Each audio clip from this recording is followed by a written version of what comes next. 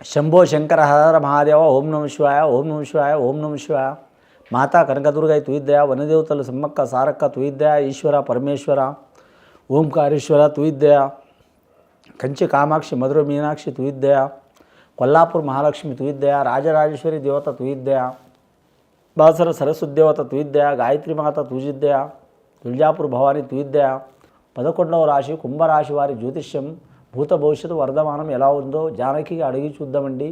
జానకి కుంభరాశి వారి జ్యోతిష్య విశేష బలం ఎలా ఉందో చూడుదా. కుంభరాశి వారి జాతకం ప్రశ్న శాస్త్రం.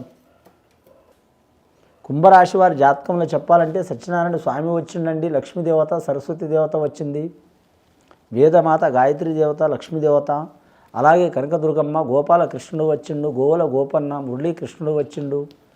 కానీ మాత్రం కుంభరాశి వారి జాతకం చెప్పాలంటే మాత్రం వారి జాతకంలో మాత్రం చాలా వరకు మాత్రం శుభయోగాలు ఉన్నాయండి. అశుభయోగాలు అయితే లేవు. కానీ మాత్రం కుటుంబ స్థానంలో రాహు ఉన్నాడండి. కుటుంబ స్థానంలో రాహు ఉంటే ఇంట్లో తప్పకుండా గొడవలు ఉంటాయండి. వారికి ఇంట్లో ఘర్షణ వాతావరణం ఉంటుంది, ఒకరి మనసులో ఒకరు ఉండరు. అలాగే అన్నదమ్ములతో పట్టింపులు ఉంటాయి, అలాగే సంతానంతో పట్టింపులు ఉంటాయి, అలాగే తండ్రితో విరోధాలు ఉంటాయి, అలాగే భార్య భర్తలతో మాత్రం మనస్పర్ధాలు ఉంటాయి. నమ్మిన వారు మోసం చేసే అవకాశం ఉంటుంది. మీరు చేసేది చెప్పేది అంతా కరెక్ట్ ఉంటుంది, పర్ఫెక్ట్గా నడుస్తారు అన్నీ ఆలోచించే. కుంభరాశి వారి స్వభావం ఎలా ఉంటుందంటే మాత్రం ఏ పని అయినా సరే పద్ధతి ప్రకారం నడిపిస్తారు. కానీ ఇంకోటి వీరి జాతకంలో ఒక పని మొదలుపెట్టారంటే అది జరిగేదాకా వదిలిపెట్టరు. సామాన్యంగా ఏ పని మొదలుపెట్టరు. అలాగే వీరి సొంతం గురించి కాకుండా అందరి గురించి ఆలోచించేంత ధైర్యం, ఆలోచన, తెలివి తేటలు చాలా ఉంటాయి. ఇంకోటి వీరి జాతకం అక్షరం ముక్క రాకపోయినా మాత్రం ప్రపంచంలో జరిగే విషయాలు అన్నీ వీరికి తెలుస్తాయి.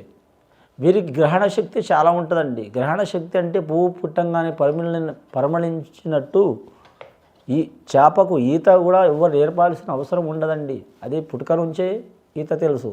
అలాగే మాత్రం పువ్వు పుట్టంగానే పరిమళించినట్టు వీరికి పుట్టుక నుంచే మాత్రం తెలివి చాలా అధికంగా ఉంటుందండి. అధిక తెలివి అంటే మందిని ముంచే తెలివి కాదండి. అన్ని విషయంగా మాత్రం కూలంకషంగా ఆలోచన ఉంటుంది. వీరు గ్రహణ శక్తి అంటే ఏకసంతగ్రహి అంటారండి. ఒకసారి రెండుసార్లు చెప్పంగానే అర్థం చేసుకుంటారు, నేర్చుకుంటారు, అలాగే నేర్పిస్తారు, అలాగే ఒక దారికి తెస్తారు. అందరూ బతకాలి, నేను ఒక్కడనే కాదు అని అనుకుంటారు. కానీ వీరికి తిరుగుబాటు చేస్తే మాత్రం సామాన్యంగా మాత్రం ఎవరికి వినరు.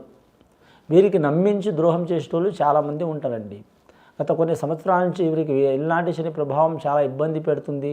ధనపరంగా, రుణపరంగా, సంతానపరంగా, కుటుంబపరంగా, సోదరపరంగా, కులపరంగా చాలా ఇబ్బందులు, చిక్కులు, చికాకులు, పోలీస్ స్టేషన్, కోర్టు కేసులు ఇలాంటి సంఘటనలు చాలా వచ్చినాయి, వెళ్ళిపోయినాయి. ఇప్పుడు కూడా వెళ్ళిపోయే అవకాశాలు ఉన్నాయి. కాకపోతే శని లాస్ట్ ఘడియలో ఉందండి. శని కూడా పోతా మంచన్న చేస్తాడు. శనీశ్వరుడు ఆ నీలాఛాయ గ్రాహకుడు శనీశ్వరుడు పోత శుభమన్న చేస్తాడు, అశుభమన్న చేస్తాడు. వీరికి ఆల్రెడీ వచ్చి అశుభం చేసిండు కాబట్టి నెక్స్ట్ మాత్రం వీరికి మంచి చేసే అవకాశాలు ఉన్నాయి. వివాహం కాని వారికి వివాహాల బలంలో కలిసి వచ్చే అవకాశాలు ఉంటాయి. కానీ సంతానం లేని వారికి సత్సంతాన ప్రాప్తి వస్తుంటుంది. శతభీష నక్షత్రానికి అధిపతి రాహువుకి అధిపతి వారం వస్తుంది మంగళవారం రోజు అమ్మవారి కాడ రాహుకాలం గడియలో పూజ చేస్తే చాలా మంచిది. భార్యాభర్తలు కలిసి చేస్తే చాలా మంచిది. వివాహమైన వారు, వివాహం కాని వారు తల్లితో లేదా సోదరులతో చేయటం కూడా చాలా మంచిది. ఎవరితో చేసినా కూడా చాలా మంచిది.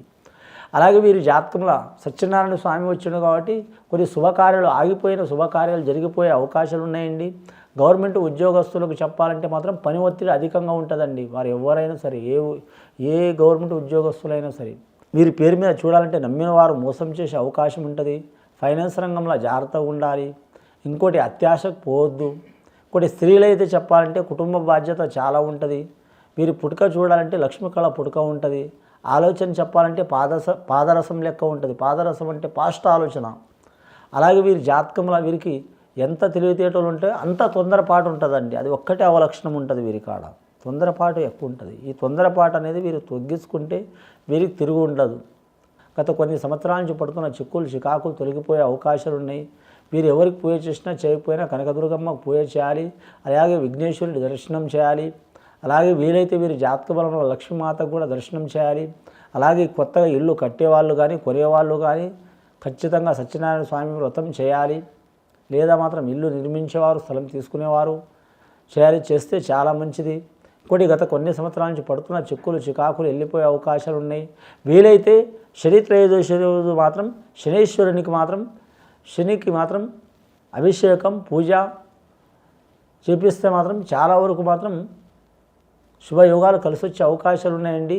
ఇది విని చూసి ఆచరించే వారికి చాలా వరకు లక్ష్మీప్రద యోగం అవుతుందండి. శుభం భూయత్.